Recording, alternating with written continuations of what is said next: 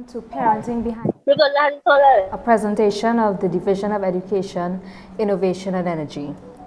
The COVID-19 pandemic created one of the largest disruptions of education system in the world, affecting over 1 billion learners. The crisis caused many countries, including Trinidad and Tobago, to rethink how it provided education to the citizens of Trinidad and Tobago. Since the closure of schools in March 2020, most students have reverted to online learning, with a few going back to classes for labs and of course also examinations. However, many parents still find it difficult to adjust to managing this online world with their children. This is why the Division of Education, Innovation and Energy saw it fit to have this three-part series, and today we begin with Parenting Behind the Mask, which will look at the impact of the pandemic on parents. My name is Vanessa Boyce and I am Program Officer 2 in the Division of Education, Innovation and Energy, and I am joined by a very dynamic panel this afternoon. With me I have Ms. Billy Sterling Lewis, who is a counseling psychologist, Mr. Khushan Cornwall, Curriculum Officer in the Division of Education, Innovation and Energy, and also in the division, Ms. Marian Kent, School Psychologist. So today we will have the presentations by our three panelists and our viewers online on our Facebook page, and also those viewing and joining in on Zoom. You are free to submit your questions throughout the presentations.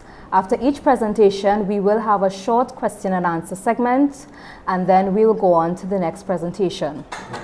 So we will begin our presentation with Ms. Marian Kent, School Psychologist. Marian Kent currently serves as School Psychologist within the Division of Education, Innovation and Energy in the Student Support Services Unit. She received her training and certification in the United States. As a first-class honors scholar recipient of Trinidad and Tobago in 2012, Ms. Kent returned home after studies since 2014 to use her expertise to help students, teachers, and families. She's a passionate advocate for effective teaching and learning, family support, and safeguarding the mental and emotional well-being of children and youth so that they can succeed academically, socially, behaviorally, and emotionally. Ms. Kent has been in the education space as a general and special needs educator for 8 years and now serves as a psychologist. As an educator, mental health professional, and therapist, her commitment continues to be about bringing balance within the school and home environments to help children thrive in the school, at home, and in their communities. I now invite Ms. Marian Kent to join us this afternoon. A pleasant evening to all you parents and individuals acting in the role of parents who have joined us this evening in our Parent Support Initiative.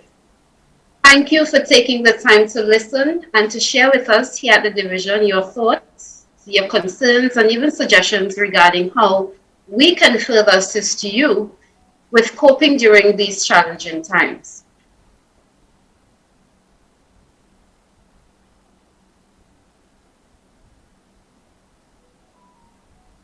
I am going to briefly highlight the need for you to be mentally and emotionally well for yourselves and eventually those that you care for, to help you identify when and why you may need further support, and to share tips regarding how to help you manage your thoughts, emotions, and reactions to cope in more healthier ways during the pandemic period.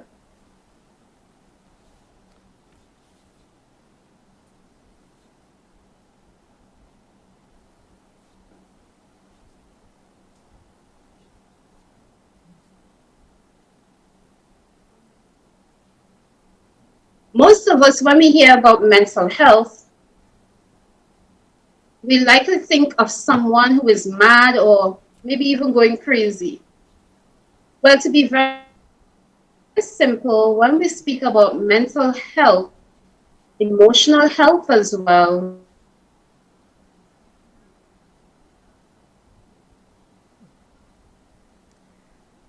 Kent, can you make out, can you talking about our ability to feel, our emotions, how we feel, how we make others feel when they're around us, or even when we interact or talk with them. It's not to do with our friends, even when there are times when we don't feel good. Now, given this pandemic situation, we recognize that for some, we may have been struggling in the past, but even worse now. We see that with the pandemic, many of us appear to be at greater risk than others to be managing or coping well.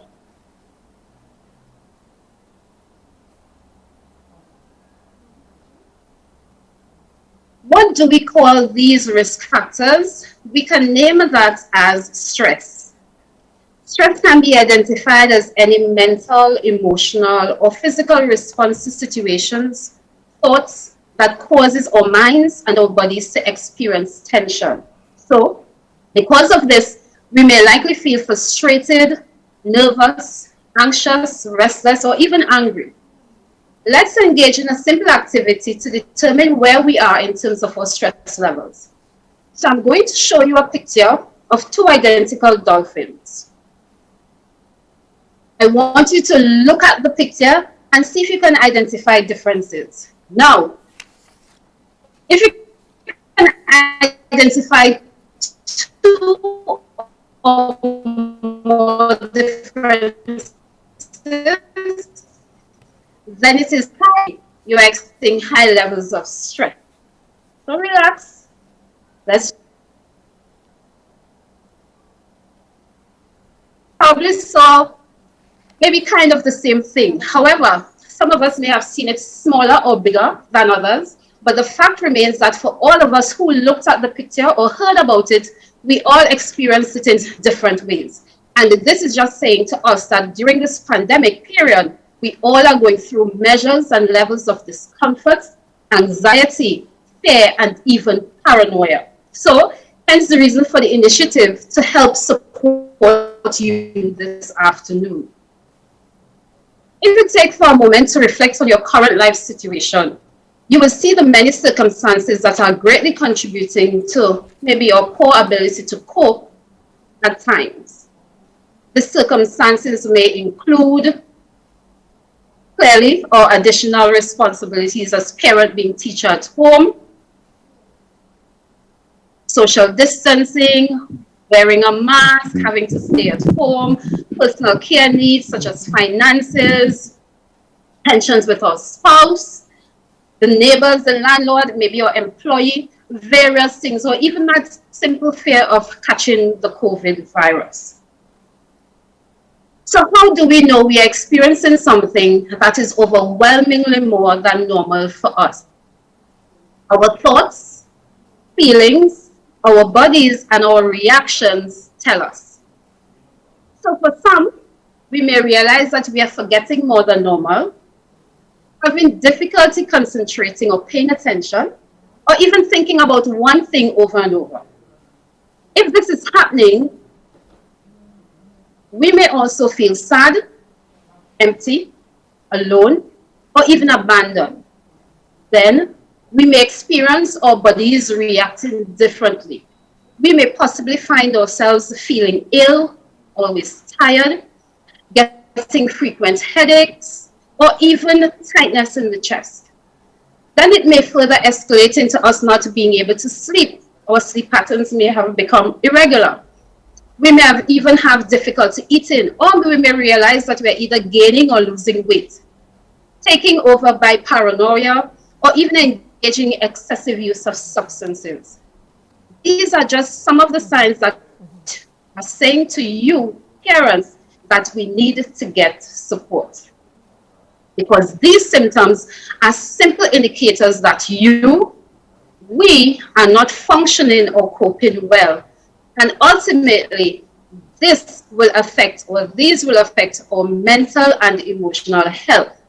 So parents, I want to let you know that there are some things you can do within your space, within your homes to help you cope better.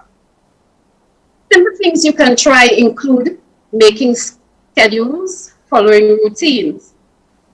This helps you to maintain a sense of normal functioning because it offers you consistency and structure, as well as your children will benefit from this greatly once we are able to establish and maintain routines and schedules. Setting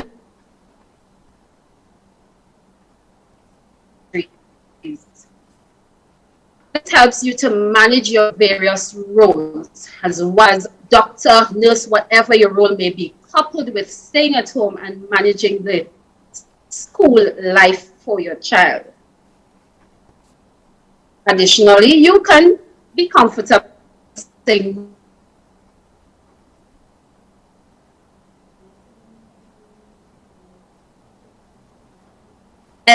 especially when you know you are not able to more. So saying no, because like I said before, we are all experiencing some uncomfortableness, discomfort, and likely to feel overwhelmed at times.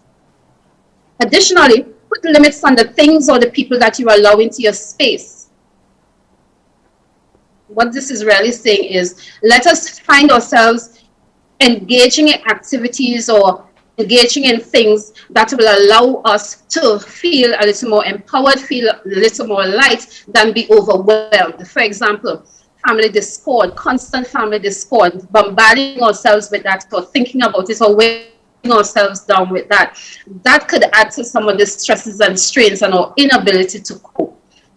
As well as following the news and listening to how many COVID positive cases or deaths that we have experienced. So try to set limits and don't overwhelm things or information that might cause you to get overloaded or overwhelmed. Celebrate. What I will encourage you to do is set achievable goals and avoid unrealistic expectations. So when you are able to achieve them, you should be able to identify them, the moments of successes, the moments of improvements, acknowledge them, and as well celebrate and enjoy them. So we're encouraging you to build this sense of celebration or build this sense of appreciation, and that too can help to minimize your stress levels or minimize the situations or circumstances that we encounter that will likely cause us to get stressed. Self-care. A lot of us will have heard about self-care. Now, when we talk about self-care, it's important to know that self-care is an opportunity for us to either take some time or a day from work, whatever work is for us, and just choose to stop, reflect, regroup, and refocus. So self-care is not an opportunity for us to take a day off from work because it's an excuse that we're saying we have a self-care moment and we want to have self-care. Self-care is really, like I said, an opportunity for us to stop, reflect, regroup, and refocus. So it helps you with living in the moment and dealing with the circumstances of the now. All right, so self-care is all about helping you to adjust so that you can treat with the situations that are facing you in the present. Another aspect of self-care involves eating and sleeping well and engaging in some physical activity that will help you to remain in good health or be in good health.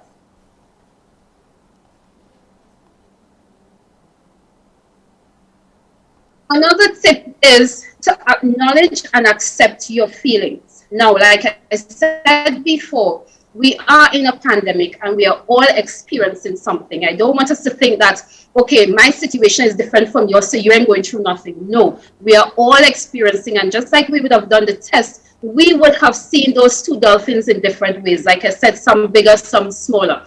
Whatever it is, allow yourself to accept and acknowledge feelings.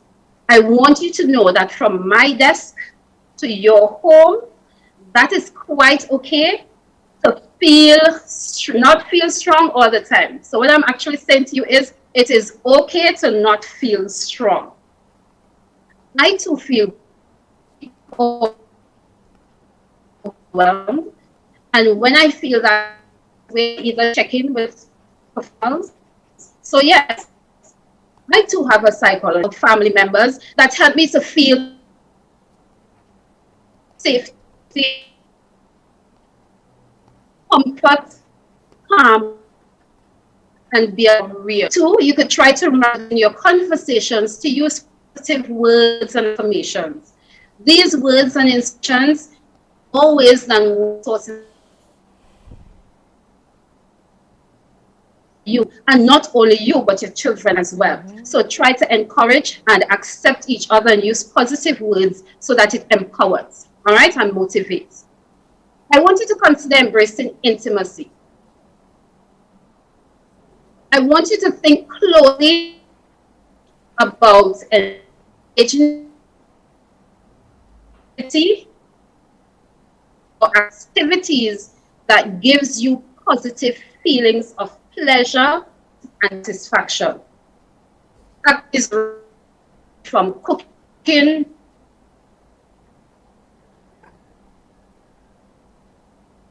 dancing. Ensure the balance between mind and feelings. You are allowing the production of chemicals known as endorphins to sufficiently help your bodies to reduce the levels of stress it may be experiencing. So what that feeling of pleasure or self-satisfaction actually does is allow you to be a little more freer to experience more positive thoughts and more meaningful interactions with others. Physical, strengthening your spiritual self as well allows us to experience peace of mind and well-being. So continue to pray and meditate on things that will offer you spiritual peace. For God said in his word that he has not given us a spirit of fear, but of power, love, and a sound mind. And I hope that encourages you as parents this evening. Finally, if you're trying or have tried most of these things or these tips and find yourself still struggling for whatever reason, you may have a mental health diagnosis, you may have a disability or child or children with disabilities, whatever it is that you're going through, wanting you to seek professional help. Within our island of Tobago, we have many professionals who are capable of helping and supporting. So reach out. Use the various hotlines that are currently available to get additional supports you need, especially when those thoughts, those feelings, and your bodies begin to get overwhelmed and you're likely at risk of overreacting or acting or reacting inappropriately. All right? So at this time, wherever you are, I would like to ask you to stop what you're doing and remove your mask, ensuring that it is safe to do so. We're going to get involved in that activity. So, for those of you who are sitting or standing, I want you to get into an upright position, your feet flat on the floor, and your body, upper torso is up, erect, where your chest area is clear. The same thing for you if you're standing, as well as if you're laying down. All right? Now, as you get into that position, I want you to block out everything and everyone and pay attention to the sound of my voice. If you feel comfortable, you can close your eyes. If not, that's quite okay. Just listen to the sound of my voice. And we are going to take some deep breaths to jab our minds and our bodies with oxygen. So we are going to breathe in slowly for 5, hold for 3, and then breathe out slowly for 5. So we begin. Are you ready? I'm hoping you are. So the parent who is just running out and going to check something in the kitchen, stop. We're taking a calming moment now. All right? So let's go. Breathe in for 5, 2, 3, 4, 5. Hold. 2, 3. We're letting out slowly for 5. Good job. Let's try that again. We're breathing in for 5. 1, 2, 3, 4, 5. We're going to hold. 2, 3, 4. Let out. 3, 4, 5. Let's do it one more time. See that you understand what you're supposed to do. So we're going again. We're breathing in, inhaling deeply and slowly. Let's go. Hold. And out slowly for 5. Great job, parents. And thank you for at least giving it a try. All right. Deep breathing is a simple yet effective activity you can do to help calm you down or even help you to fall asleep if that's a situation that you're encountering. And I hope that it is something you consider using.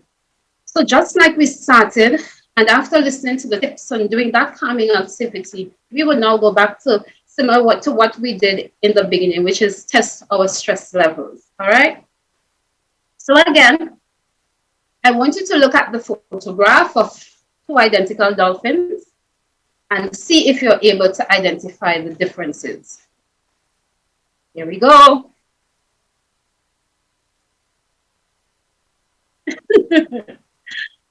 Okay, all right. So I hope it was a better experience for most of us. I trust that in the midst of seeing the differences, we were now able to see some similarities and feel different about the experience. All right, so that was the purpose of the activity. If that was so and you were able to experience that, I'm saying to you, well, we're actually doing a little better at coping and managing. So parents, if you're feeling overwhelmed, we're here, Student Support Services Unit, we're here for you. So we're asking you to reach out to us, share your concerns or your suggestions about ways that we can be more supportive for and of you. So parents, thank you for listening. Remember to stay safe and mentally and emotionally well. Thank you.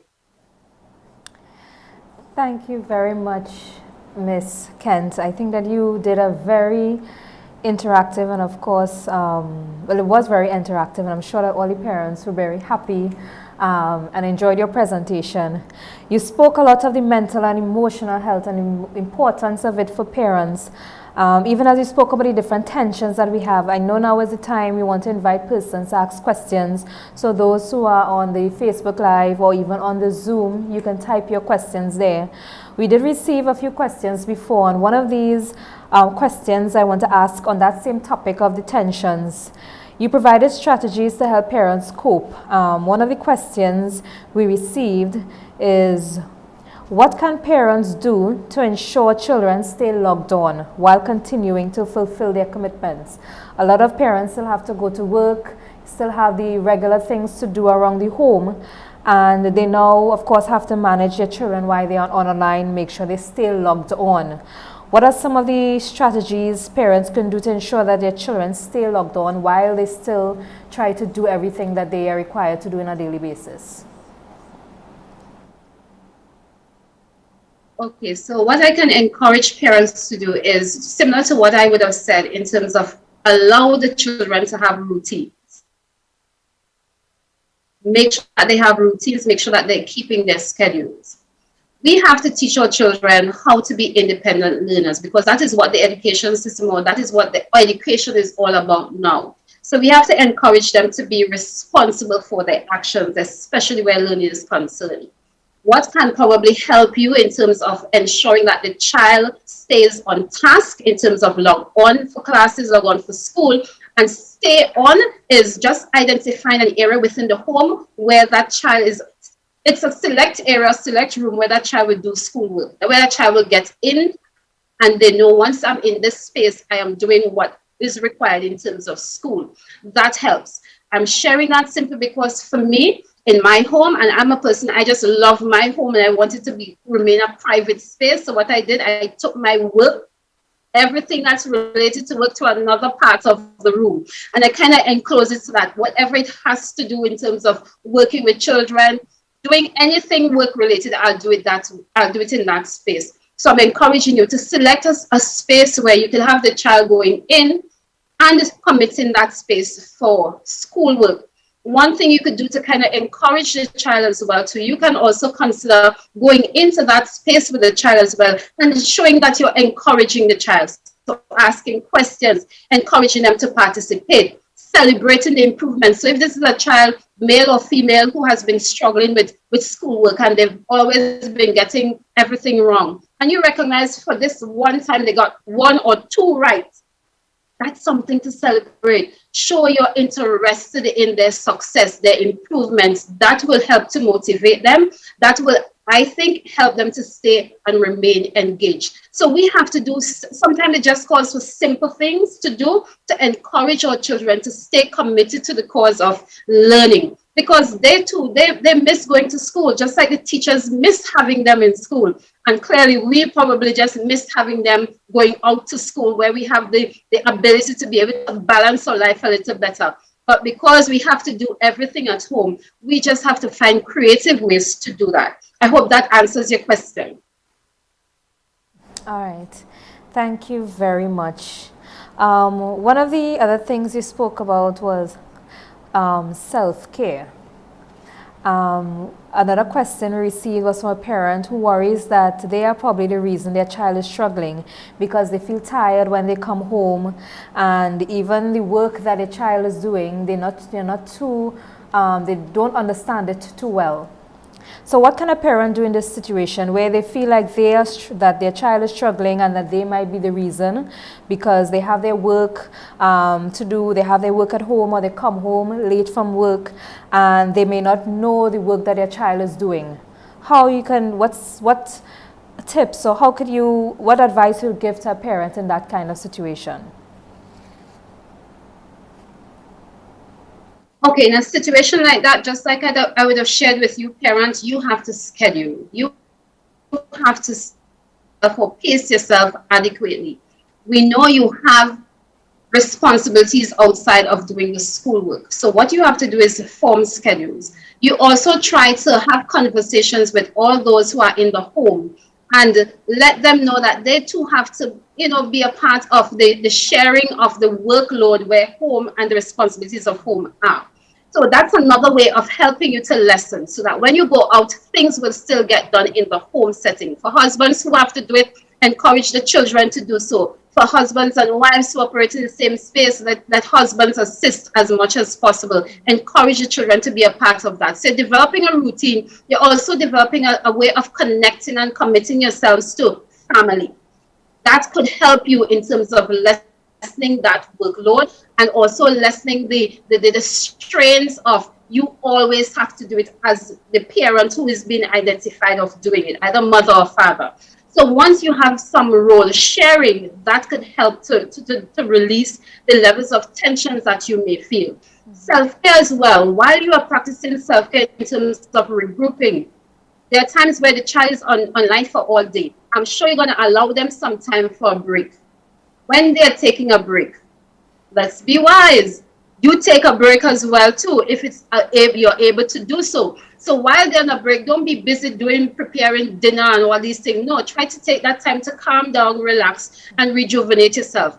And if it's an activity or you have children that are able or capable of helping you in whatever task it is, if it's preparing dinner, things like that, you allow them to come in. So it's just about us scheduling all day. Because at the end of it, when the children go to bed, you still have your role as husband or wife or whatever relationship setting that you are in. And we still want to be available for each other. Because like I said, in terms of intimacy, you don't want to find yourself in a situation where you're doing it all and putting yourself in a box. Whereas you alone operating in it, you feel isolated, you feel abandoned, you feel nobody cares about you. They're just taking advantage. So that's why I've been encouraging, acknowledge when people do things. And I think that is to help you appreciate it. So if dad is preparing dinner, just tastes great, but it had a little salt in it, but we enjoyed it. Wow, it was yummy. Things like that will encourage individuals within the home to function a little better. So when we're talking about self-care and being able to manage, these are just some things I'm saying and I'm sharing with you. When it comes to the school work and you don't know, like I said, just being there sometimes, asking a question, it forces the child to think or try to remember what was happening in school. If he or she is not clear, reach out to the teacher. Ask Miss or ask Sir, what has been happening? I don't really understand it. How can I get help? Things like that. Reach out as well to other parents. Remember, this is something I said, we have to support each other. So if the parent has a child who's in the same class with you, why you want to isolate yourself? No. Call the parents, say, Mommy, Daddy, this is what this child has been doing for homework. You understand how it is? Make it as a group moment. WhatsApp, we're using WhatsApp for many different things. Call, WhatsApp, we do a video call, and then we have them interact and we have them interface. It doesn't have to be all the time. You may not be able to do it, but at least these are some of the things we could consider to help us be able to manage and manage a little better. Okay. Thank you very much. And that actually goes to one of the other questions I have, because you made mention of course, a husband and wife, working together in this situation. And of course, you may also have support from other members of the family, extended family, that I know there are a lot of situations where parents now have to depend on those external, probably an aunt or uncle or grandparent to take care of the children when they have to go to work. However, we may have situations where there are single parents who may not have that liberty or that opportunity to send their child to someone else to take care of them when they go to work. And one of the questions we have is, I sometimes feel very alone in this situation. I try as I can to help my children, and the teachers really work hard, but then I sometimes still feel alone. Can you make any suggestions? And I assume this is probably someone who really feels alone in this situation, maybe don't have that extra family support. So what advice will you give to a parent in that situation? All right, so if we're in a situation where we think that we're alone, we don't have that support, there are several hotlines available that will allow you to provide the opportunity to vent or to share how you're feeling. Persons who respectfully understand that you are in a vulnerable place and would respect the information that you share. So you could reach out to these hotlines that they can provide you with a sense of support, a sense of acknowledging that you are trying, and they know that at times you will get weak. Also, what is why it is that you feel so alone, why it is that you think you're so separated from the family members, or you're just different from the regular setting in terms of relationship and support. Now is the time where we have to kind of refocus. I would have indicated, we have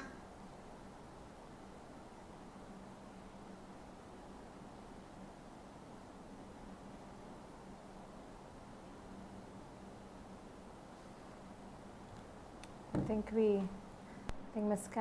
think we lost Miss Kent there. All right. So I think unfortunately that we lost Miss understand how to deal and how to cope, or they just have been separate, or they just find that being around family and the vibe or the negativity that it brings is not one that allows them to feel empowered, lift them up, or feel acknowledged. So there are many reasons why persons may separate. So what I'm saying to you is, for now, if you find yourself isolated, or you find yourself feeling abandoned or alone, try to reach out to these hotlines. Try to get some professional help as to how do we work it? How do we rethink? How do we refocus? And how do we maybe mend bridges that we've burned? Or even how do we build relationships? So we get that sense of accomplishment. We get that sense of I see you. We get that sense of feeling loved. We get that sense of feeling acknowledged. So these are just some things I'm sharing. I'm hoping I'm answering that question, because I got so caught up in allowing the individual to recognize there are other ways of getting help. Reach out. The teacher is one facility as well that you could reach out to if you feel comfortable with your miss. Miss is trying, Miss is struggling as well. Reach out to your miss, and based on the information and based on the vibe that you get, you continue. And again, I said student support services, we are here. We're with the Division of Education. Reach out to us. If you are concerned about the confidentiality issues, I know that once you share information from a vulnerable place, we treat it with the respect that we have, that is the deems. And this is sometimes the challenge that we have in persons reaching out, in that Tobago is a small space, and sometimes some of us, we don't know when to shut up. We will hear and then we just run with it. So this is just an opportunity for us to know that in this pandemic time, it calls for all of us, even if people will reach out to us, all of us to be available, to be respectful and mindful of the information that is shared from vulnerable places. All right? Thank you very much. I'm hearing that we have a question from Quaz Batiste. How can you encourage an adult to engage in counseling if he or she has a negative connotation about it. So how could you encourage an adult to be involved in counseling if they have a negative connotation about it? Ms. Kent, you think you can answer this question? Ooh. Yes, I would try, and I hope I don't get flacked for it. I think for me, coming back home and functioning the role of a psychologist, and this may not be only unique to me, but talking to someone, I don't think it's something that we were culturally raised to do. It's not a traditional thing that we are accustomed to for some. So getting into that place where you're going to talk to somebody else about who you are, what you're feeling, what you're going through, is like something where we were extremely cautious of. What I must say, since I've returned, I've been interacting with parents, mothers, fathers, various types of relationships. I think what probably got a lot of persons back into understanding or into the concept of talking to someone else is the fact that they may not have heard what they shared, like I said, in confidence or from vulnerable places. So even for someone who hearing this thing, but me and we're going on with that. Counseling is all about you coming into a space that is just what it is, a space. There's no judgment. There's no analyzing of who you are. Are you good? Are you bad? Are you wicked? Are you? No, it's not that. It's just you getting the opportunity to enter a space. It's just like regrouping. It's just like self-care, like I was talking about, to reflect. But you're not only reflecting with yourself because you're uncomfortable with a lot of things. You might have done some things and it's hurting your heart, it's burning your spirit, it's giving you an uncomfortable feeling. Being with someone else or a professional, even maybe somebody that you feel comfortable with. So I'm going to stick with the professional so you understand what we provide in terms of counseling, in terms of therapy. When you step into our space, we only see you.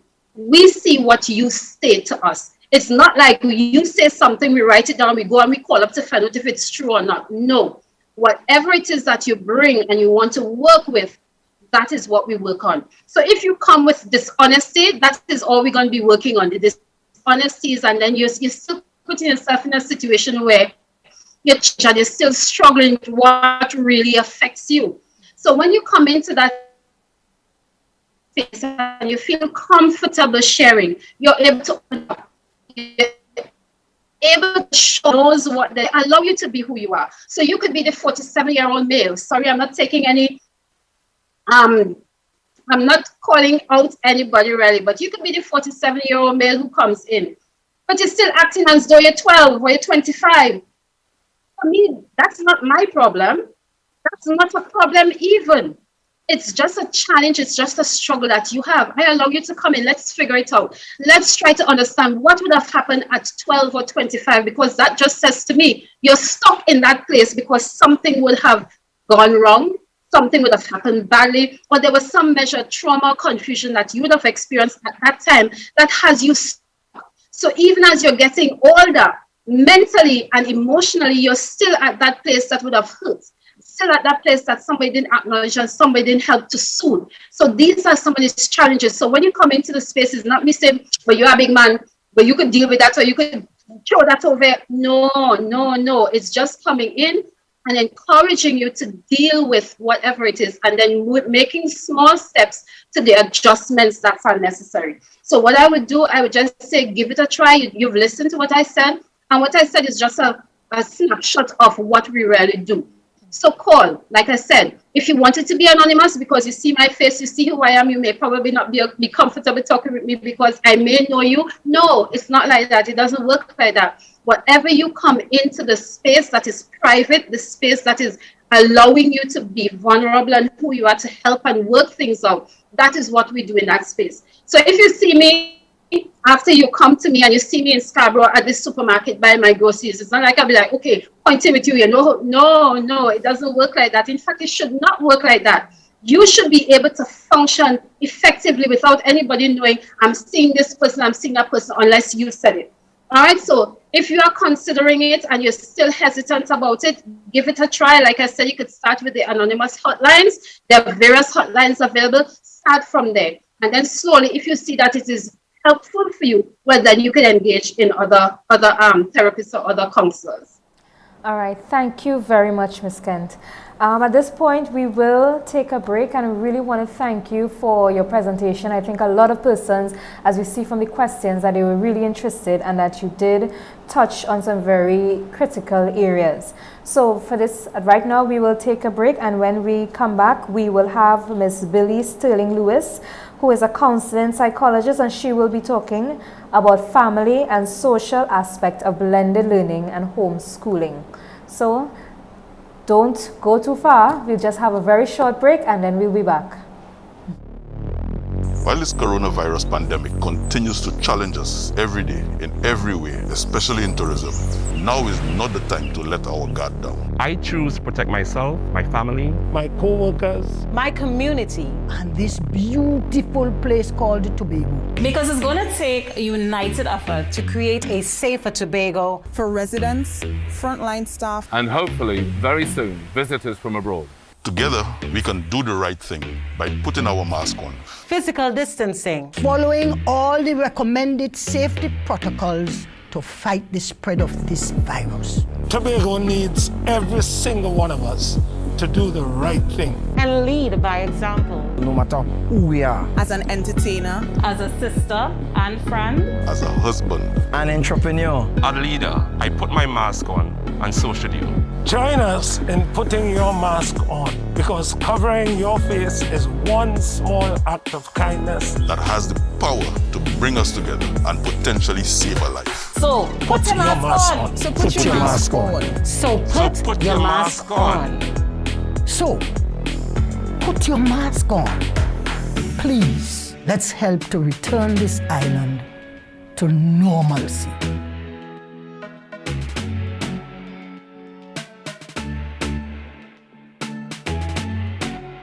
Back to Parenting Behind the Mask, a panel discussion put on by the Division of Education, Innovation and Energy to provide support to parents during this online and blended learning experience.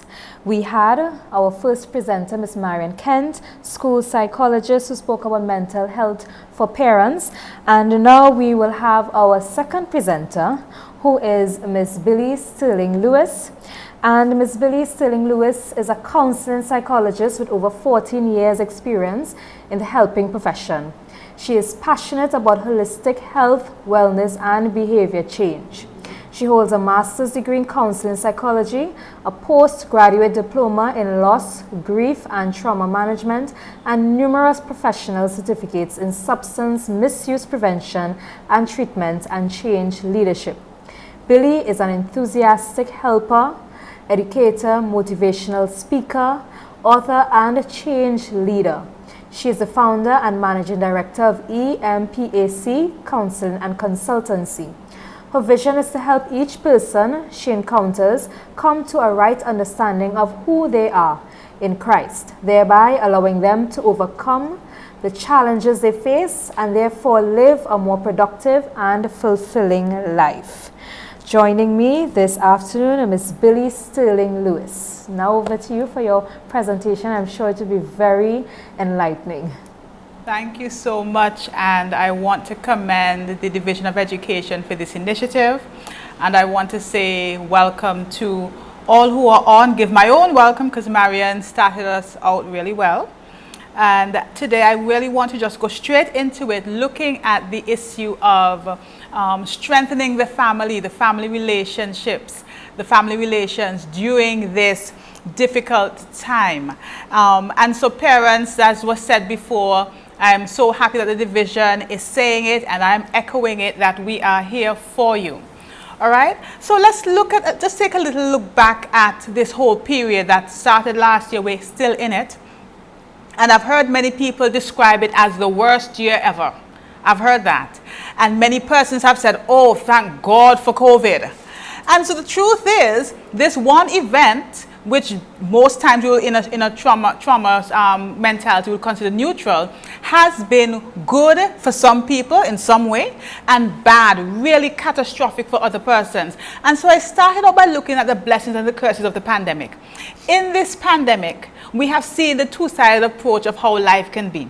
In the midst of the isolation, we saw illness, we saw death, we saw many persons being locked away. Well, most of us had to be locked away at some point. But at the same time, many persons grew closer to other persons in their lives. Many persons became more grateful for life's blessings, and a lot of persons, I heard that so many places, to clients, to friends, to colleagues, they developed a deeper appreciation for life. And so this pandemic has done both good or bad, or negative or positive, for all of us. But I want to highlight the positives, because we are seeing the negatives all over. And I want us to latch on to the positives today.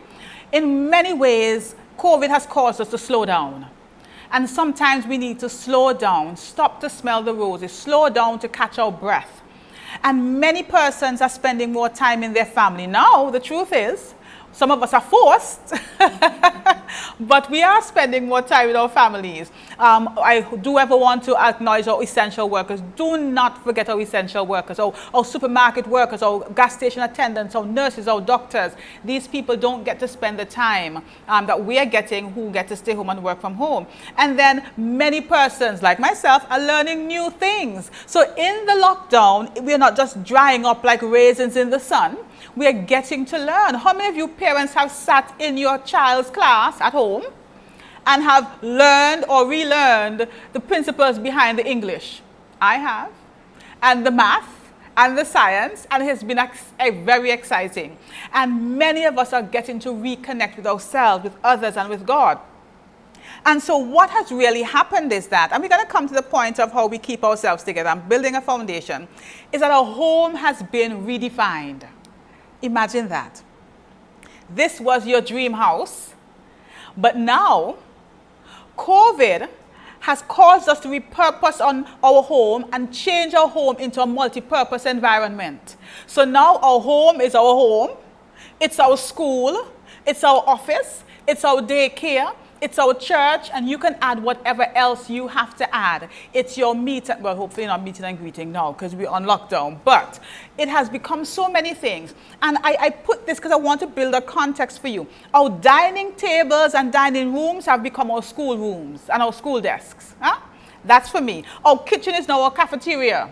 My son said to me one day, I guess he was trying to make a point, you know, Mommy, I like school feeding. I said, great. Good thing they still had it. So he brings his school feeding to my table. And our living room is now our church, our office, our gym, and our porches and play yards. Now, if you do have a porch, our yards have become the playground, the village complex, because we have had to make some adjustments in these times. And I want you to stop at this point and ask yourself some questions, some very important questions. What has COVID done to you in terms of all that it has brought? How did COVID meet you and your family? One of the things we have seen is that the COVID environment has caused a lot of violence to increase. Domestic violence, everything from intimate partner violence to child misuse and abuse, and other types of violence. But how did COVID meet you and your family? And what has COVID revealed to you about your family relationships before COVID happened? Because you know some secrets came on. I love the topic that the Division of Education brought, parenting from behind the mask. But many of us were living behind the mask before they mandated that we wear masks. And what has it taught you? At this stage, over 12 months into COVID, what have you learned from COVID? And how has it changed your family? Now you will be able to ask yourself some additional questions. But I want you to take some time, ever so often, reflect. Who was I before this COVID? How was my family before this COVID? And who am I now? Who are we now as a family unit? And I put this picture up because this kind of looks like my home. I have 3 little children about the same age, so one is in the high chair. I try to feed breakfast when school has started, so I don't have to pay too much attention to the baby. And one is coloring, and one is reading, and one is doing... It's a very dynamic scene. But this is how, for many of us, this is one aspect of it, the schooling, because we're talking to parents today, how our homes may look because of COVID. And so I want us to go into what we can do to strengthen. But I want you to look at this point that I have here. Before COVID, before the COVID-19, people had many options. And I described that as we could choose whether or not we wanted to be with our family. Eh? We kind of like, well, I could stay out a little longer. I don't want to go home yet. But now, in the COVID environment, what we have are a little less options, but many opportunities to revisit the way we are doing life, to revisit the way we are raising and dealing with our families. And so, let's look at what the family needs. Basically, not only in a lockdown, but because we're talking about the lockdown period, I want us to link it to that. And I want to read it as I have it. Both children and adults experience a more positive impact on their health and well-being during this physical and social distancing time when there is a sense of security. We're talking about in the home. We know right now outside doesn't feel so safe. The breeze doesn't feel so good all the time anymore because we're wondering if COVID is caught up in the breeze somewhere. And then when we have a spiritual expression and growth going on in our homes, it tends to make the family members and the family feel a little bit better, a little bit more safe. But then we have the diet. Listen, I know there are persons who are struggling and we feel for you. We are seeing how we could help you. But eating the best you can helps to allow you to feel better and do better during this lockdown time. And including in that is the physical activity and good sleep. Marian spoke about that just now. You have to ensure that you try to at least give yourself a good enough diet, a balanced as much as possible diet and movement to keep yourself well and healthy. And of course, playtime. All play and all work and no play makes Jack a dull boy. It goes for both children and adults. The times are stressful, and how do we create a system, a family that is working for us? We allow ourselves to have these things happening. And then the key here, ultimately at the end of this, the key here is to have a healthy family that is thriving, as opposed to having a family that is perfect or projecting the impression of perfection. So I don't want you in these times, if you're struggling, to think that you must still look as if you have it all together and my children are behaving well and they're passing all their tests and they're always in class. That's not necessary. We don't even need to see that to give you a thumbs up. We just need to see that you're showing up everyday parents, giving them the food, giving them a thumbs up, giving them an I love you, even when sometimes there's chaos and ruckus at the end part of it. That is good. You are showing up, and that is showing positivity. All right? So right now, we don't just want perfection. We want you to be able to keep your family healthy and thriving amidst the difficulties that are out there. And so how do we do this? And this is where I'm getting into what can we actually do. Because we cannot control what's happening outside of us, but we can control some things within our sphere of influence. And the first thing I want to suggest is that we have to be present. Be present. Now, lots of us are locked away in our homes. We can't go out, but we can definitely be present in spirit, in connection with our children. And so you want to not only be there physically, but you also want to be there emotionally with your children during this difficult time. And engage, secondly, in positive communication every single day with your children. Every day, not occasionally. You know, it was easier for us to miss a day when we came home late from work, or we had to go out early for work, or we had to do something else. But now we're home every day. It's much easier for you to pick a moment, a morning, an afternoon, an evening, and do something positive. Communicate positively with your child. And that could be just sharing a joke. That could be affirming or just listening to your child in a way that they feel seen. And Marian spoke about that too. Our children, even in these difficult times, want to feel seen, want to feel heard, want to know that they're not forgotten, because there's a lot of chaos going on around them. And parents, you too are engulfed in the chaos, not of our own making. Show appreciation daily and show affection daily. Sometimes we didn't do it as often as we should have, but now we have no escape. We have very little excuse. We can grab our children and give them a hug. Or when they come to give us a hug, whereas we used to push them away and say, no, give me a break. I have to finish the food. I have to do something. Hug them back. Every day. We want to strengthen our family relations because right now, that is what we can control. We cannot control the madness around, but what we can control, let us control it well. Demonstrate the other thing we can do is allow yourself as parents, and I'm linking this with spouses too, allow yourself to demonstrate your commitment and fidelity to your family. Again, I bring in the essential workers. It's so hard for them, but I'm sure they're doing their best. Let your children know as parents that I'm committed to you. I'm committed to you, my son. I'm committed to you, my daughter, to see you do well, to see you thrive. You may not be the way you were before because you're struggling, and I understand that. But I'm committed to seeing you make it, just as I'm committed to myself. So it's a scary time, it's unsafe, and people want to feel safe in their familiar settings. Allow your family, your children, to be able to trust that you will be there for them. And then this one can be difficult because before, when we got a chance to escape, when we got angry, we'd run out the house. When we got frustrated, we could go out the house, but now we can't. And this is a time for us as families to learn to face challenges together. Have you ever done that? Have you ever sat with a child and said, this one is tough? This one is beyond your mommy's understanding and capability. I don't know what I'm going to do right now, but we're going to come to a solution together. This may be the time to learn to face challenges together.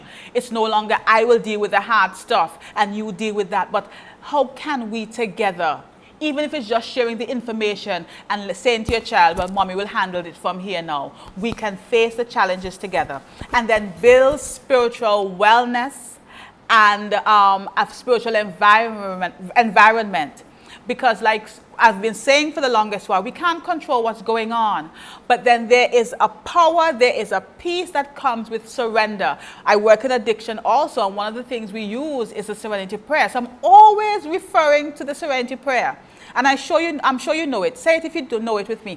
God, grant me the serenity to accept the things I cannot change, courage to change the things I can, and the wisdom to know the difference. You know what that says? That says, first of all, I recognize that there's a God, there's a higher power. In AA, we say higher power that can help me face this madness.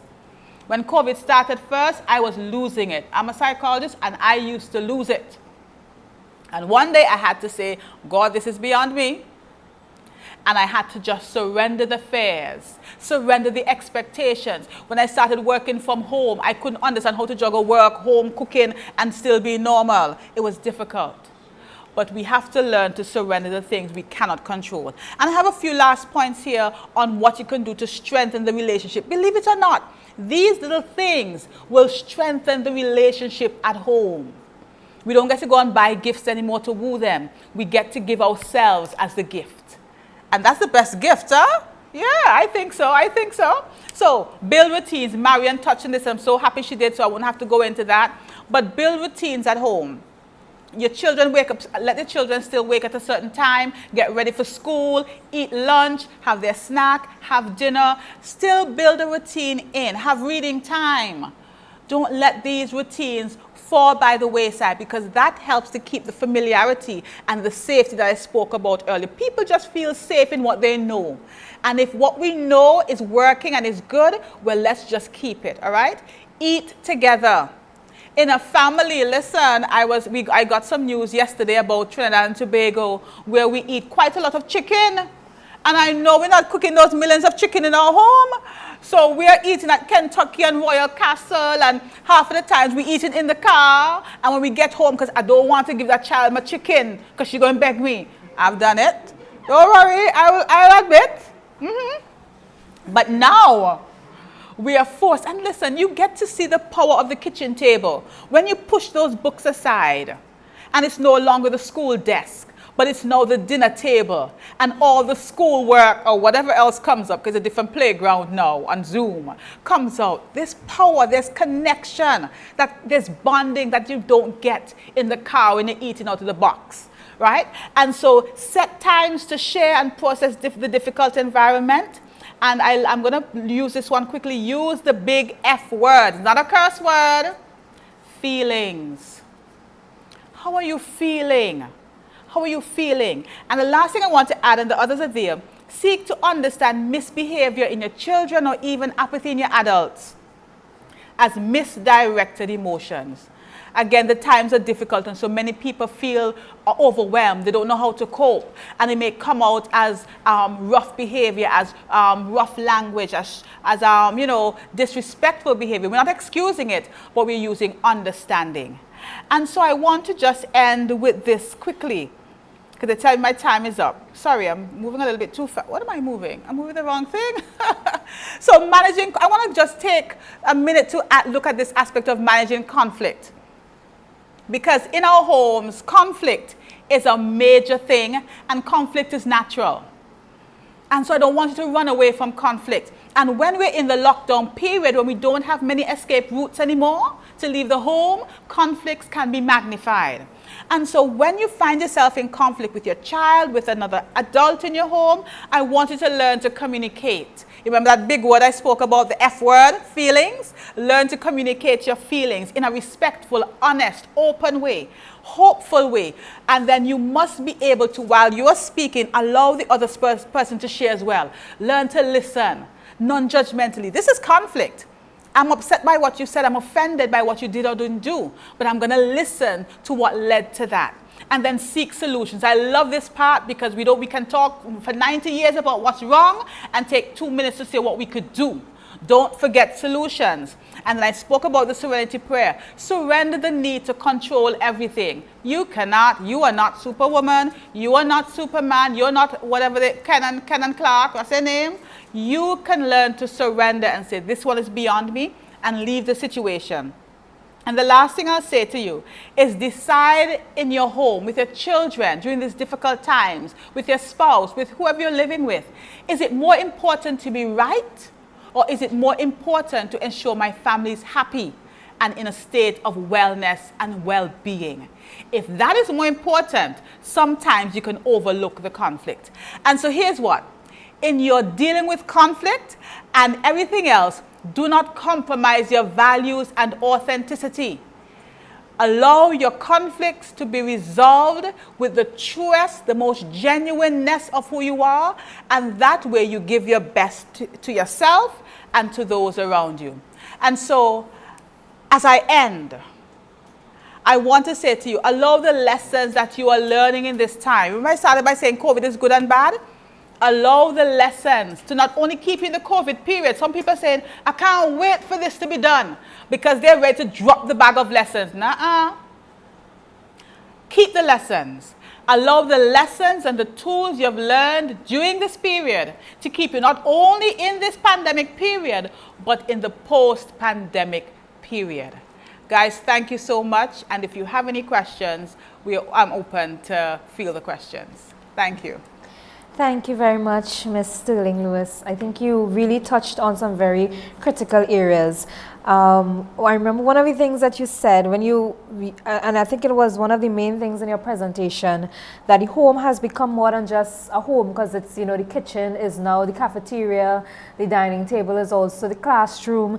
And it also just reminds me of how now, because the children are just at home, they are also outside, they are also in the village. And it just brings back that whole concept of the village raising the child. Because now, more importantly, we're seeing what goes on in the village now impacting the child, because that's where the child is all the time. So before, when probably things could happen in the village that a child mightn't see because they are at school, now everything that goes on, the child is there. And that's where even our neighbors now have to be very careful what things they do during the day, what music they play, how loud the cars pass during the day, because the children are in school. So it's these things now that people really need to be mindful of, that we have children who are at home learning, and that everyone now plays a role in ensuring that a child receives the type of education that they would usually receive when they were at a classroom. So we have just a few questions. One of the questions we have, and I think you sort of touched on it, for parents who have more than one child, what outlets can they use to release stress so that you do not lash out on the children? I know you spoke about several techniques that could be used to stop conflict, but probably you could just reiterate some of those techniques that can be used.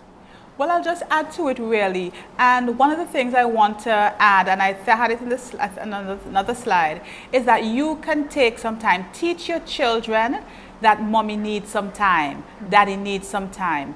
And you could say to them, can I have 5 minutes?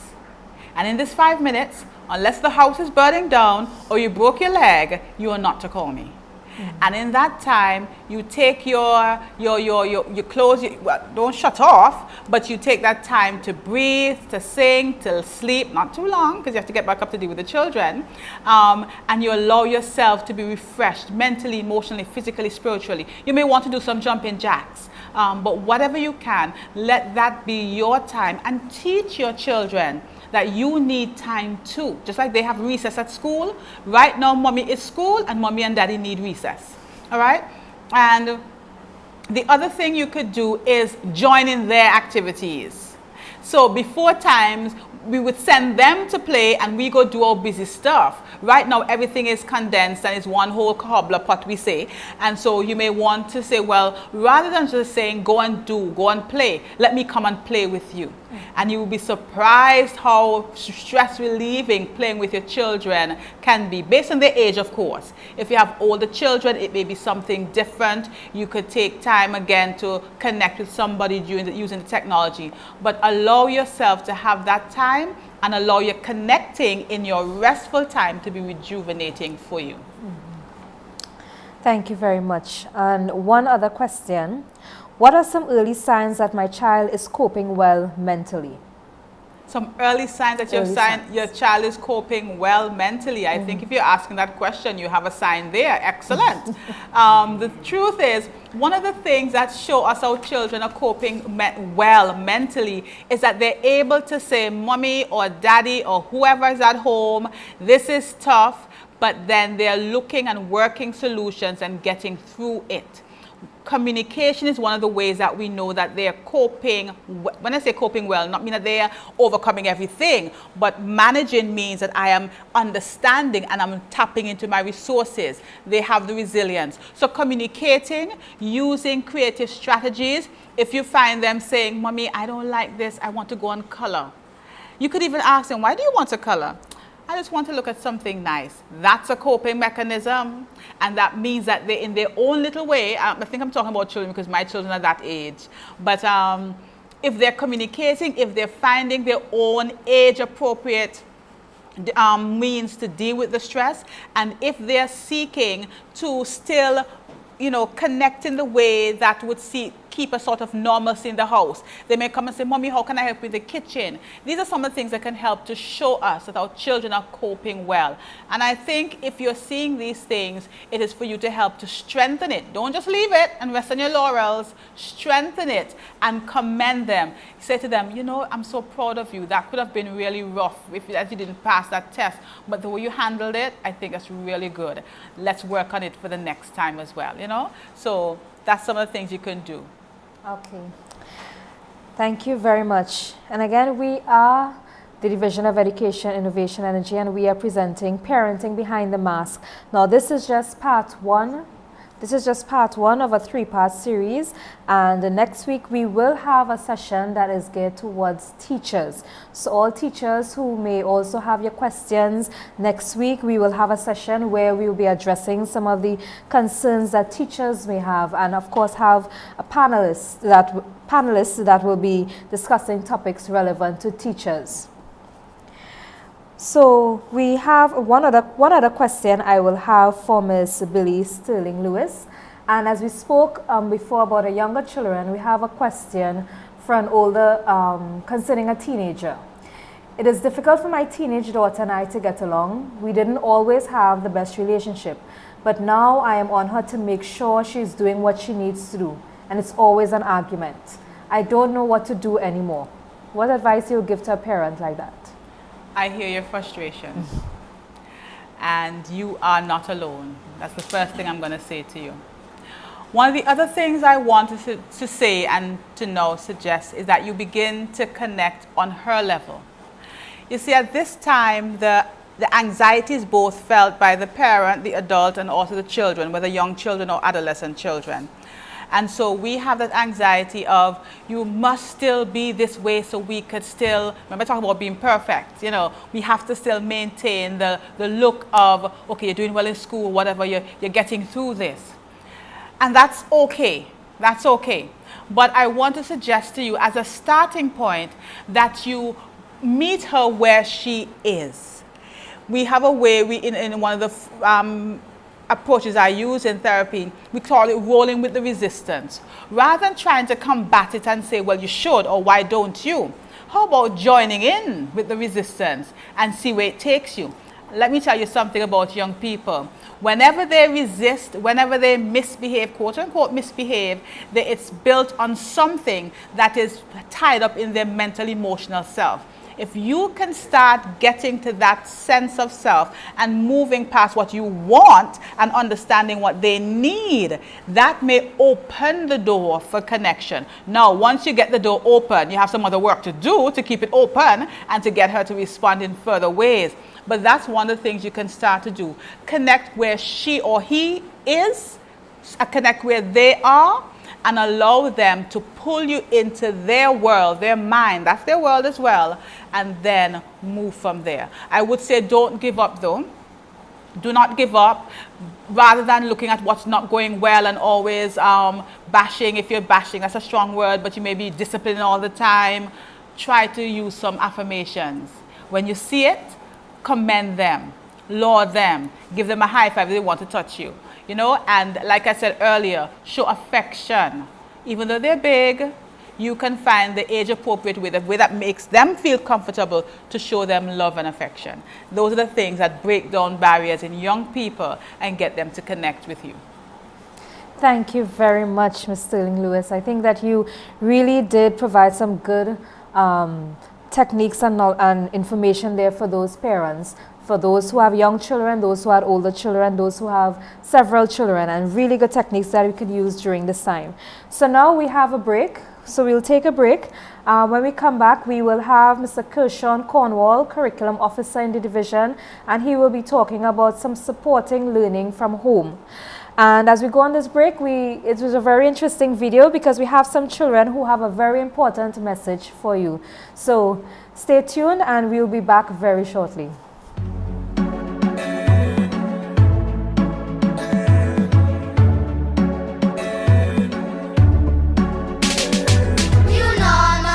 Wash your hands. New normal. There may be temperature scans. New normal. Be early for class. New normal. Don't forget your mask. New normal. It's time to start. New normal. To keep the distance apart. New normal. New normal. New normal. Out with the old, in with the new. Germs stick to surfaces like glue. The new normal way is there to protect you. Stay home if sick, it may be the flu. Achoo. Please, if you cough or sneeze, cover with your elbow. Hands is a no-no. 6 feet apart from your school fellows. Simple guidelines you must follow. Hey, hey, hey, it's SEA. Take a deep breath, it would be okay. Once you prepare, you would see your way. Arrive very early on that day. Hey, hey. SEA. Hey, hey. SEA. Hey, hey. SEA. It's the new normal, the normal way. New normal. New normal. New normal. New normal. New normal. New normal. New normal. New normal. New normal.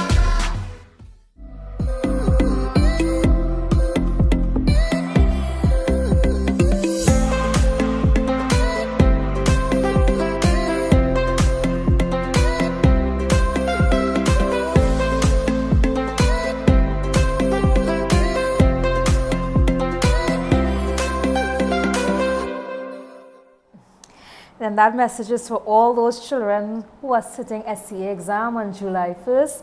Our new normal, get up, get ready, get your mask, make sure that you have your sanitizer in hand as you go in to do your exam, and of course all the best to all those students.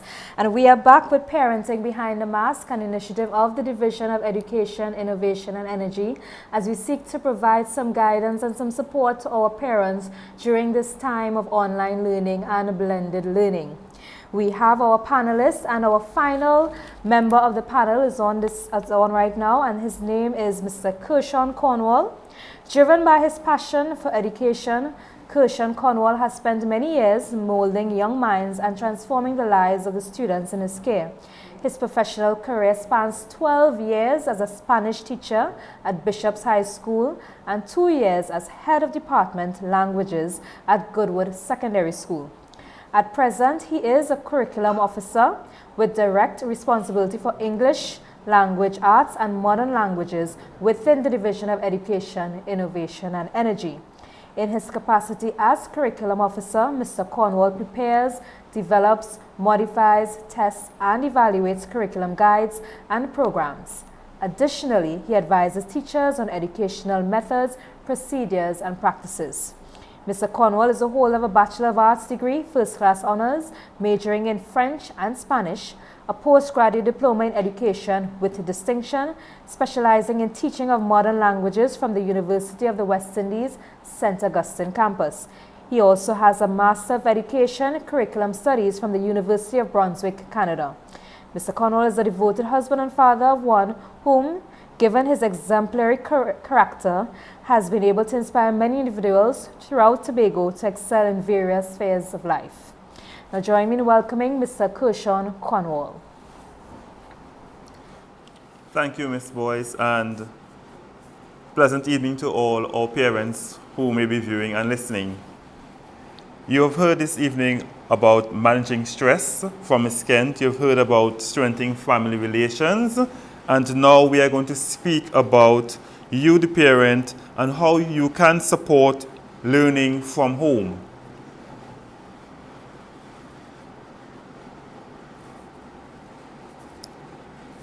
It is very important that we focus now on establishing a relationship with your child's teacher.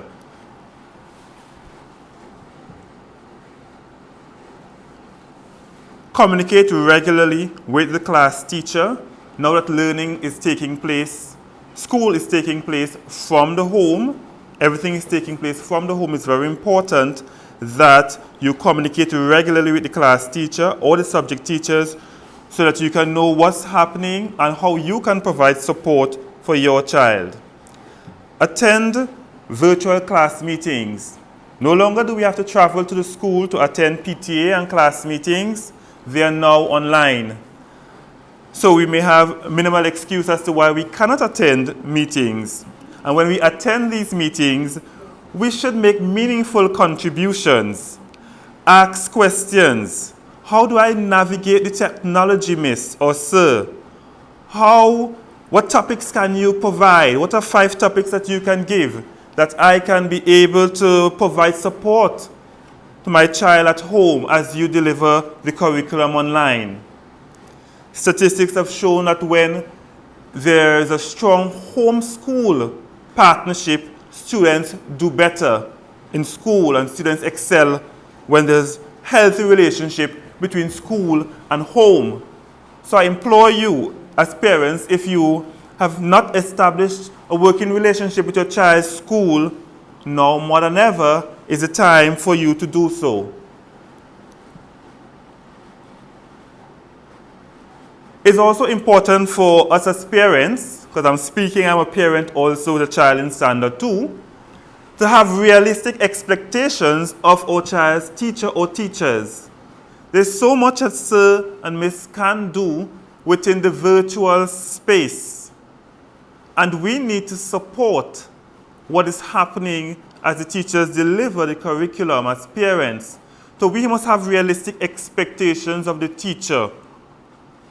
Do not expect from the teacher what you don't expect from yourself. As we move on, we want to focus on the home environment. And I'm sure you've heard about the home environment and how you must create that atmosphere that fosters learning and that is conducive to learning. Having that quiet space that was as far as possible, as was mentioned before. Away from noise, a little space, even though it's a desk in a corner in some room of the house, where the child understands that this is my classroom, this is the place from which learning This is a place where school will take place every day. Display a positive attitude to learning. As a parent, we can be frustrated. Online learning, for me, was a frustrating experience initially, moving from the traditional classroom and now to virtual space and have to navigate everything online.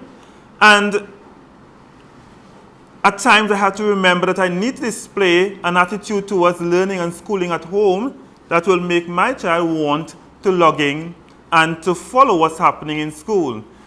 Promote a culture of learning and a culture of excellence within the home.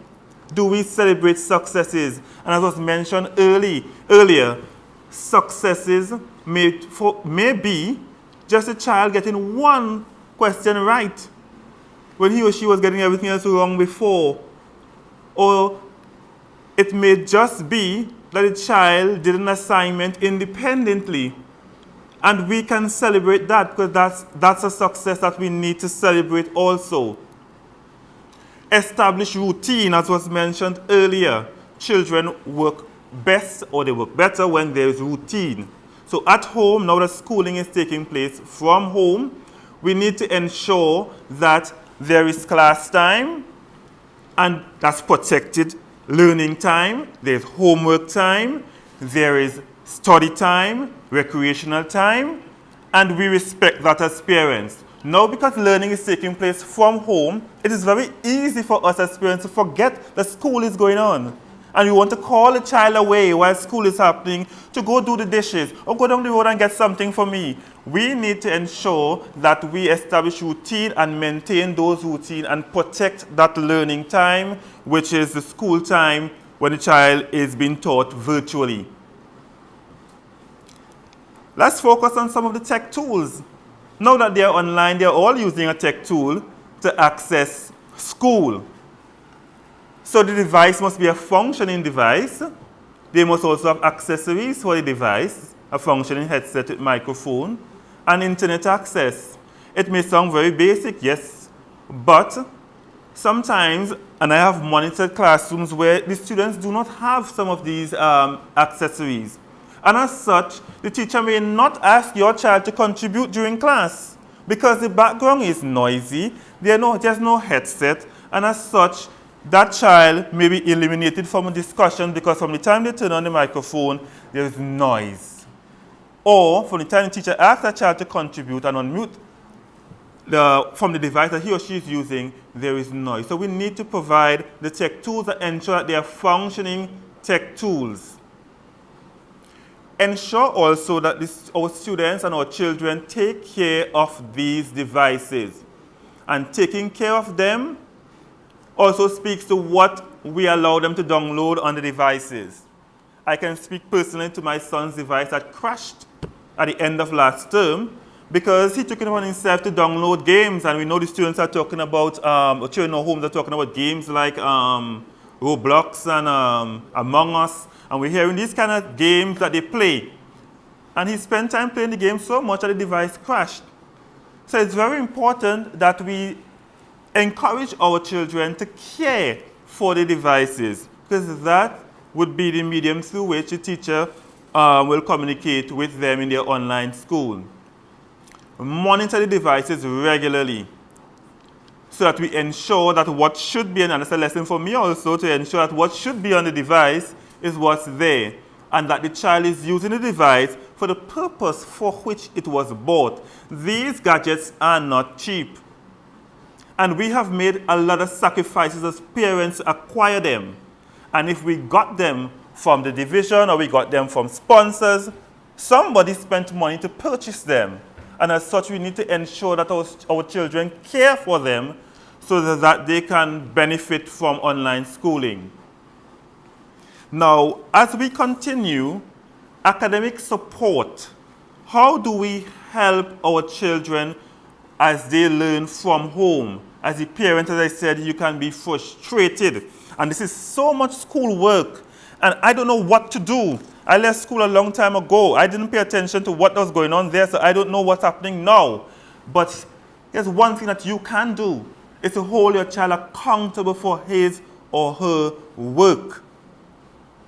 You are responsible as a parent for what you have to do to provide and to support, but the child must also be held accountable for what he or she has to do. The same way we may hold the teacher accountable for delivering the curriculum and we hold others accountable, we need to hold the child accountable. I always believe never work, as I tell teachers, never work harder than your students. And I say to parents, never work harder than your child. From the moment you start doing the child's work, you're working harder than the child. And they have all the time to be free and running around, and you are stressed out, and you'll have to go back to what we talked about with Ms. Kent to find some ways of how to relieve stress. Because you are doing a lot more than you should do. Hold the child accountable for what he or she has to do.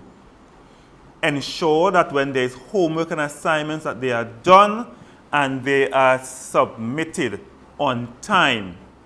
Now, in the traditional classroom, the teacher will wait until the students come to school the next day to receive the work. But now at the click of a button, the homework and the assignments are submitted in cyberspace to the teacher. So the teachers now, and it's really a challenging experience as a teacher to sit and mark work online.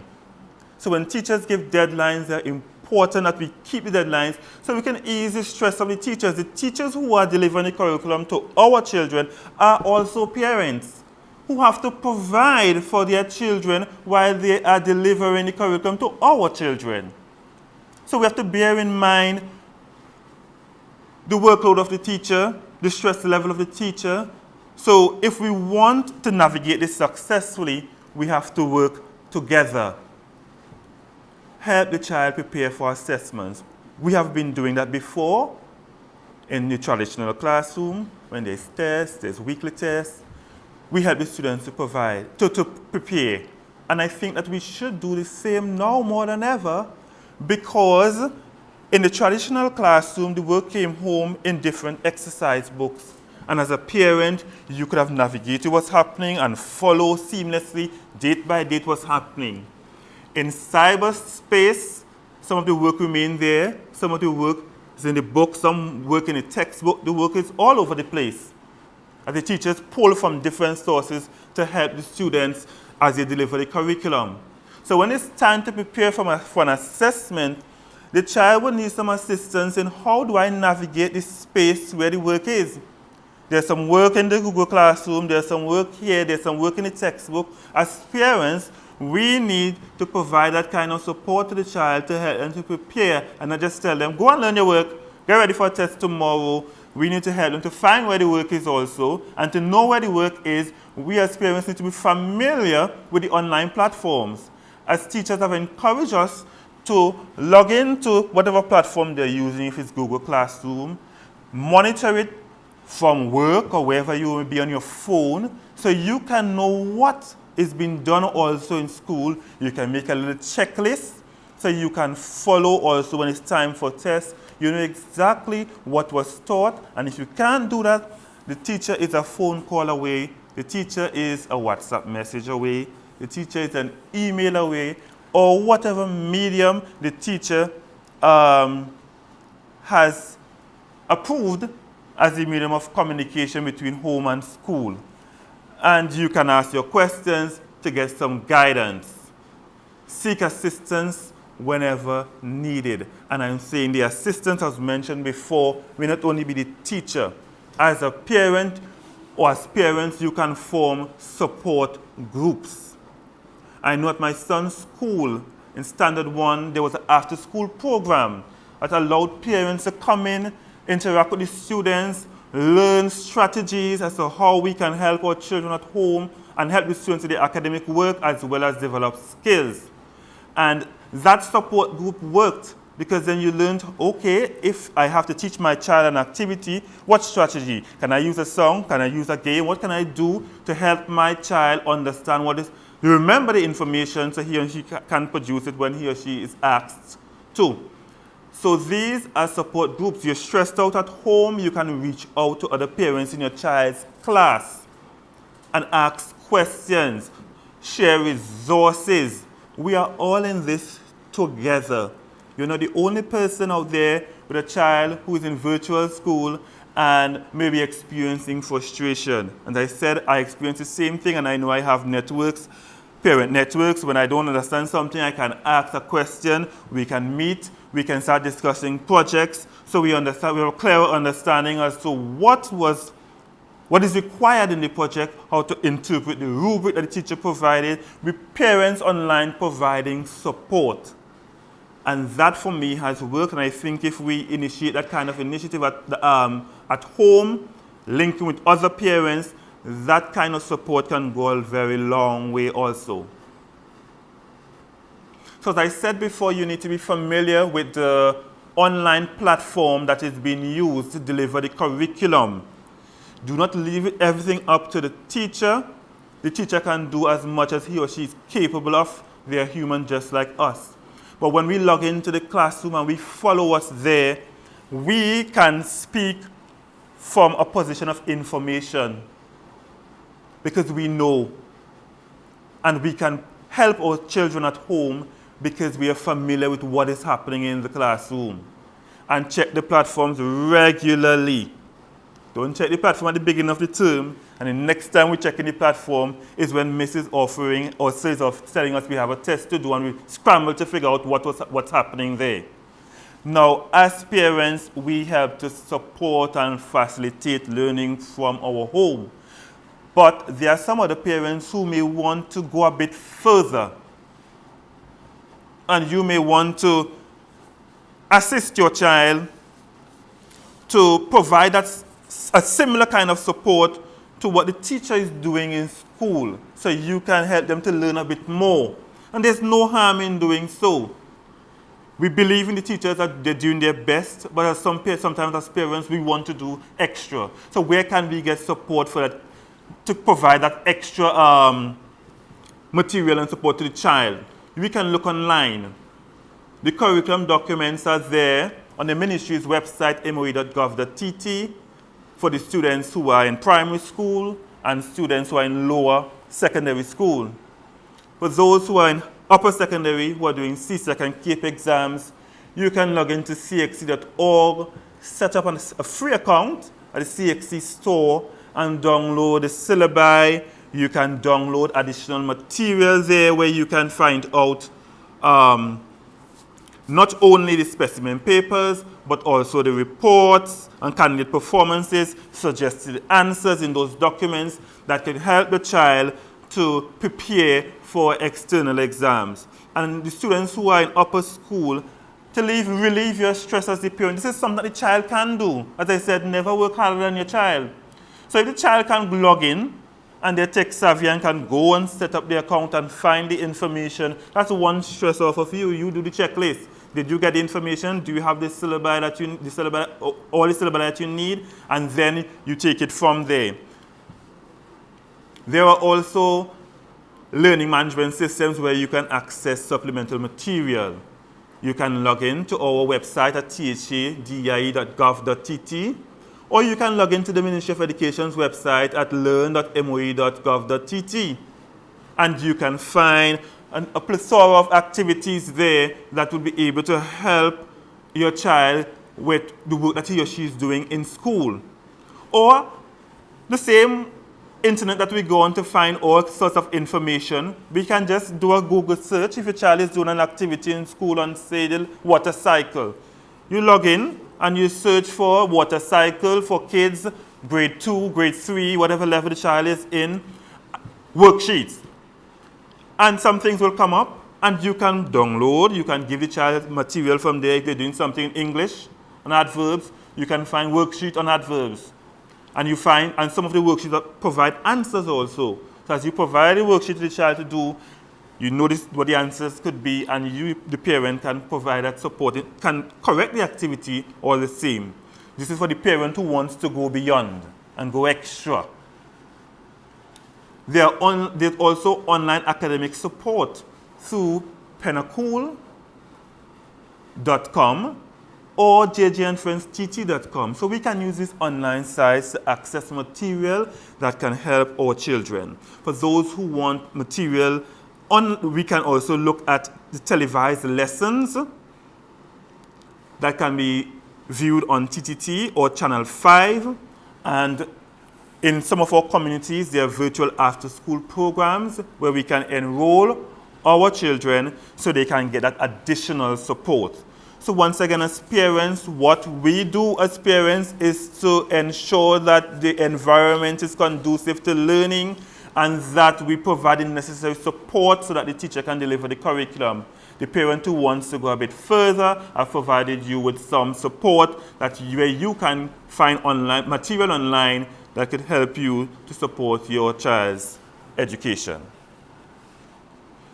I thank you for listening, and I hope that as we continue to work together, we can only navigate this if we continue to work together. If you haven't established a relationship with your child's school, now is the time to do so.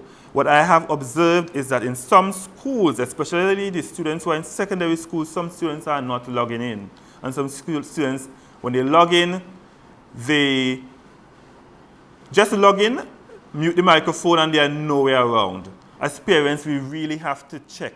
We have to make sure that when the child says he or she is logged in, that sometimes we make a chat back and we check to see if really are you logged in and if participation in the class is happening. When this blows away, we don't know when, we don't want to be in a position where a child is left behind.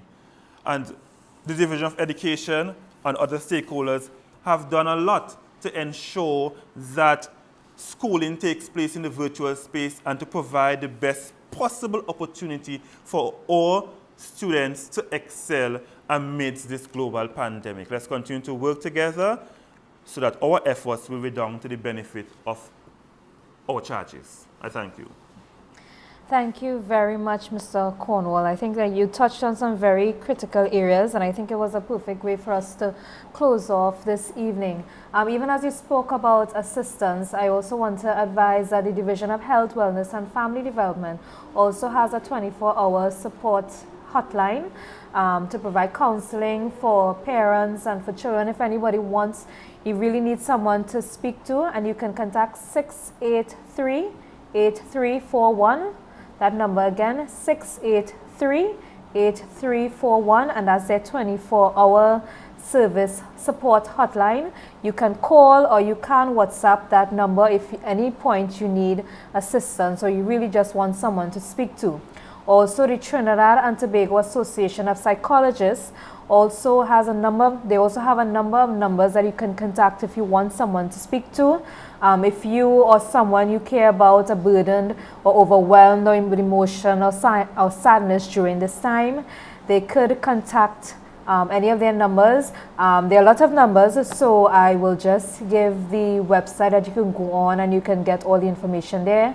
That's findcareTT.com or virtualwellnesstt.com. Then, of course, the Division of Education, Innovation and Energy, you can get support through our student support services. You can call 299-0781, extension 3109. So that extension 3109 and the number is 299-0781.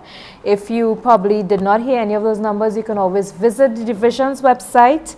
That's THADEIE.gov.tt, and on the Division's website, their contact numbers and email addresses for all our departments, of course, including Curriculum and Student Support Services Unit. You can also find learning material for your children there to support them with online learning. So Mr. Cornwall you spoke of several different topics, of course, that creating that home environment for your child, even though your child is at home and not at school, have that area, if it's a dining area or special table set up for your child to feel like they're in the classroom and keeping their routine during the day. However, one of our parents has asked this question: how are parents able to access their children's classroom remotely? For example, if they are at work, is there any way for them to log in or to see if their child is actively online in their online classroom? It depends on the platform that the teacher is using. Now, some schools may use Google Classroom for asynchronous work, where the students can do their work online, and they may use probably Zoom or Google Meet for synchronous or live interaction with the students. Now, from my knowledge, from my recollection, I do not think that teachers allow parents to access the live sessions. But as a parent, you can access the Google Classroom and see the work that is done there asynchronously. So what may happen is that what they have encouraged us to do is to ensure that someone is there for the child at the point of logging in. In that way, you know that the child has logged in for the day. And then you can liaise with the teacher to ensure that was the child in class today. You can ask that question to the teacher. But in terms of accessing the live sessions, the only way I think as a parent you can do that is if you are actually home when the curriculum is being delivered or the subject is being taught. So you can probably sit nearby and access what's happening there. But generally, you're not allowed into the classroom. Okay. Another question we have, it's from Clary Gibbs. And the question is, what can I do if my child is not focusing? For example, if the child is not focusing in online classroom. I remember speaking even to a parent, and she said that she would leave the child, just as you said, the child is at home and she's there while the child is online. However, if she leaves the room or she goes to cook or whatever, the child then goes on, starts to do gaming on the computer.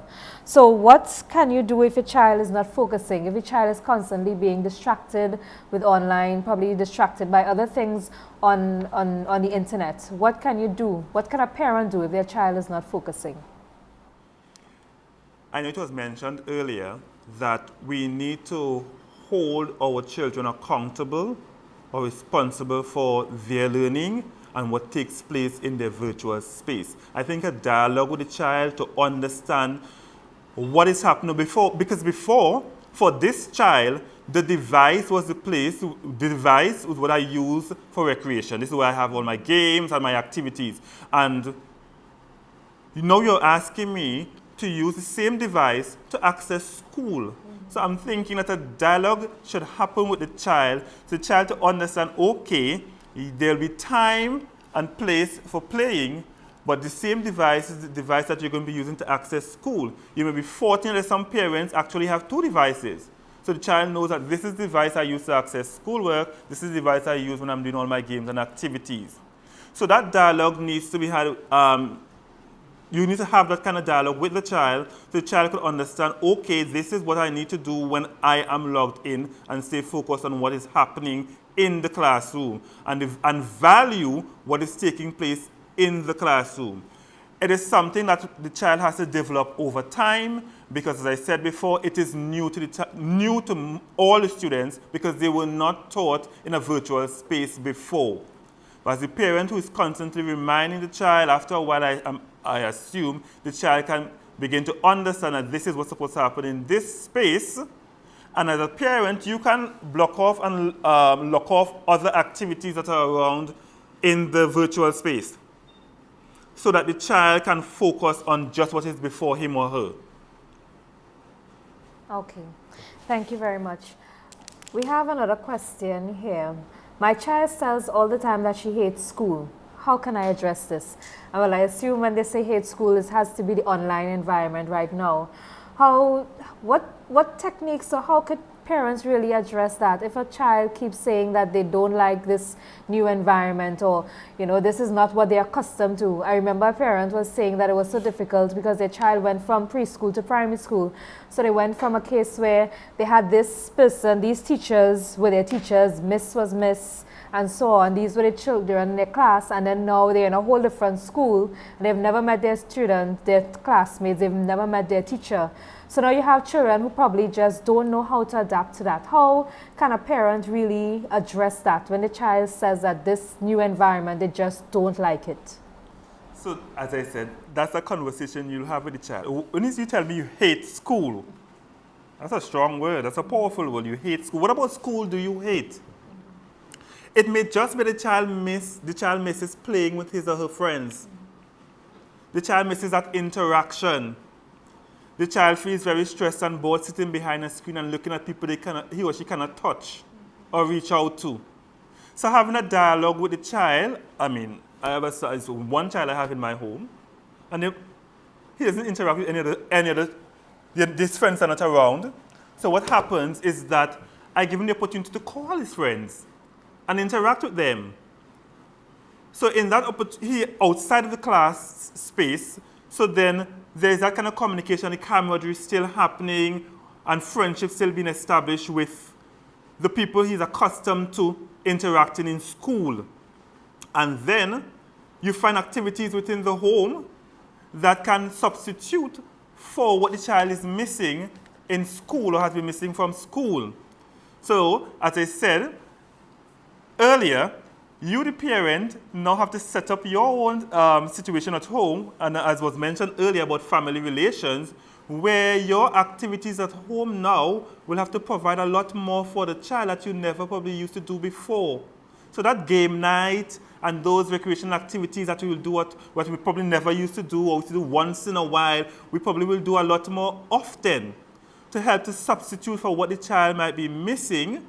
And then it might be a case also that the child finds the work very challenging to navigate in that space. The child is accustomed writing in his or her particular, now he's writing or she's writing online. So find out what are the factors that are contributing to this dislike for school and try to provide that kind of support wherever needed. Thank you very much. And viewers, you're listening to Parenting Behind the Mask, which is an initiative of the Division of Education, Innovation and Energy. It's the first part of a three-part series, and next week we will be having a similar panel discussion with different panelists, and we will be looking at topics related to teachers as we go through this teaching during this pandemic. Now we are coming to a close. We had a very fruitful discussion, and at this point I will ask our panelists if they have any closing remarks they would like to make. So I will ask Mrs. Billy Sterling Lewis if you have any closing remarks you would like to make at this time.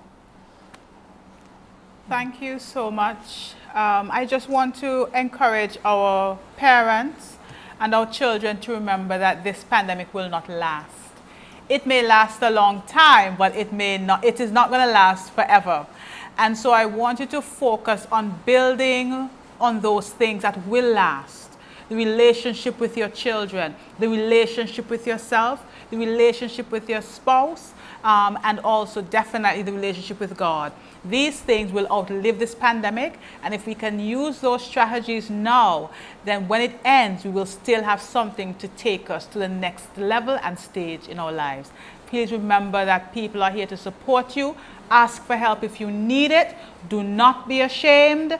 Do not be ashamed. Ask for help, and when you ask, you're very likely to receive it. Thank you very much, Mrs. Billy Sterling Lewis. Mr. Khushan Cornwall, any closing remarks? Well, today I read an article in the Trinidad and Tobago Guardian, and I want to just share with you the words of a particular parent, Miss Valerie George, whose daughter was very successful in the CXC mathematics examination. She placed first in the region. And what she said as a parent is to be your child's guide, be the motivator for your child, and this is the part that I think is most important. Be consistent and be persistent and guide them along the way. Sometimes we provide support, but we're not very persistent and we're not very consistent. Consistency is what will take us through.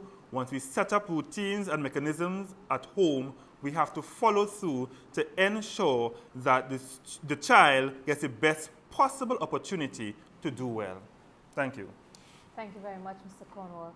Our third panelist was Marian Kent. She was unable to remain online with us, but we want to thank her for her contribution as well. And to all our panelists, thank you very much. Our viewing public, those who viewed on Tobago Channel 5, on our Facebook page, and who were part of our Zoom, thank you for joining us. It is I'm sure that you were very well informed and given a lot of techniques and tools as we maneuver this new online and blended learning that we are forced to adopt. Next week, as I said, we will be discussing techniques for some teachers. Oh, I'm hearing that Ms. Kent is back, so I will now allow Ms. Kent to give some closing remarks, some brief closing remarks. I understand the brief. Parents, I'm just saying to you, time where we definitely need to support each other. It is critical. It is key. And supporting your child, being there for your child and even family members around you, you have to be mentally well. So your thoughts have to be ones that are positive to help to drive you. Your emotions are ones that are stable. You have to be able to maintain the balance, because this is what we need to do and to survive this pandemic. So I encourage you, based on the tips that I would have shared, even the deep breathing exercise, please try them. You will definitely see they work and they help to reduce the levels of stress or strain that you may experience, as well as reach out to those who are there to help. It is not okay to need the help and not reach out for it. So we are here, we're always here for you, and we just ask that you reach out. Thank you, and be safe and stay well. Thank you very much, Ms. Kent. And again, thank you everyone for joining us. Please visit the division's website, thadeie.gov.tt, for more information. Of course, we know we are limiting our face-to-face interaction, but you can get all the contact numbers and email addresses for every department in the division on our website. You can also reach out to us on our social media, our Facebook page. And of course, as I said, next week we have another session which is targeting teachers. All teachers, you can join in same time, 5 p.m. next week. You can look out on our social media pages for more, our social media page, our Facebook page for more information. And again, if you need any assistance from our student support services, information and the numbers and their email addresses also on our division's website. So we will leave you with a video with some very important information from our student support services. Thank you everyone for joining and viewing with us this evening. I'm so sad and alone. Nobody likes me or understands me. I don't like doing the things I usually do, and I feel as if nothing is ever going to go right again. I am so depressed. Depression is a serious mood disorder that makes you feel sad, hopeless, and alone, and interferes with your life. It's sometimes very hard to explain how you feel to others who have never felt the way you do. It is more than just feeling down, and they may want to tell you to snap out of it, but it is not so easy, and it won't just go away. You see, when you struggle with depression, you may have trouble concentrating or focusing, so it might be difficult paying attention in class and completing your work. You may not enjoy the things you usually do, so you don't hang with your friends or go to the movies. You'd rather be alone. You may feel like there's no hope and nothing is ever going to feel good again. You may feel worthless, like you're a failure, and it's hard to look at the positive things in your life. You may feel angry or restless, and everything and everyone gets on your nerves. You may experience trouble sleeping or tend to oversleep. You may feel like you have no energy, feel drained, and your body may feel heavy. You may eat too much or feel like not eating at all. You may have pains such as stomach aches and headaches. You see, with all these things happening, even if they did not understand, my parents and my friend noticed some of the behaviors. I took short walks on the beach, danced to my favorite music, talked to my friend. I took the opportunity to do some work with a community group in my area. I was also able to meet with a professional who helped me with my diagnosis. There are many types of depressive disorders, like major depressive disorder, chronic depression, and bipolar depression. And working with a professional will help you understand the cause, recognize the symptoms, identify the type of depression, and determine the type of treatment required. If you or someone you know struggles with depression, do not wait. For more information, contact the Student Support Services Unit of the Division of Education, Innovation and Energy at 299-0781, extension 3154. Start the conversation and get the help you need.